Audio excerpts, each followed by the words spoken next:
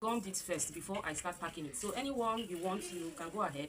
If you want to just tack it without gumming. But I like gumming so that it will just be on one direction, the direction I want it to be. Okay, you can tack it, then take it across behind your this thing that is at the back of your Alice band. Then you bring it forward, you continue like that till it is very firm. So when you're done with that, you tie.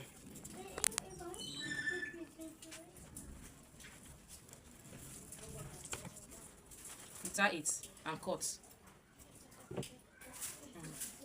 Go. So the next thing I'll be doing is you can't leave this backside like this. You can't leave it very rough. So what do? Is either you use this your bias, this your velvet bias to cover it up like this. That sewn part is what I'm covering.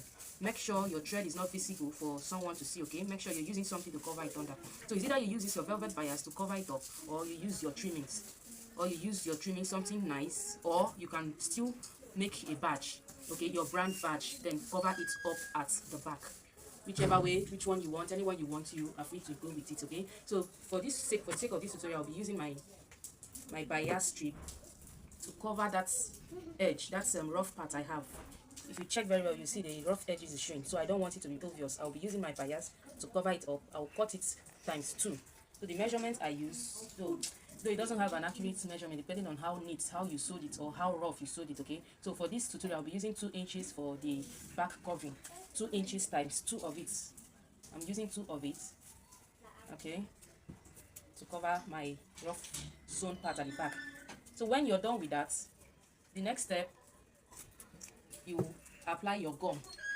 Remember, I'm using a candle wax. You can still use, like I said earlier, you can use any adhesive of choice. You can use your E6000, you can use your EHU gum. I prefer working with this, but if there's no light, you can improvise by doing the same method I did. You see what I'm doing? I'm using my lighter to dissolve my candle wax. So you place it like this at that rough edge, gum it, then you do the same thing. Are you seeing it? It's now very neat. You do the same thing in the other side. Please, it shouldn't be on just one direction. Apply it all over your velvet bias. So I'm using the other one to cover this other side. Now my work is looking very neat, very neat. So the next step I'll be doing, I will bring my rose. Sorry, the first time I didn't introduce my rose, covering everything. See the back side now is looking very neat, very neat. So I'll keep this one aside. So now if you want this your inner part to be like this, no, of course there's a thread attached to it, so it cannot be looking rough like this. So what next? What should you do? The next thing you'll be doing is either you use a flower, a rose like this, either the bigger size of the rose or the small size of the rose. Can you see it? Either you use this big size, then you push it inside like this. Like this. If you feel it's too big, you can use this small one like this. You use this small one like this. Are you seeing it? Anyone you want is your choice. So you can use it to cover up this thread.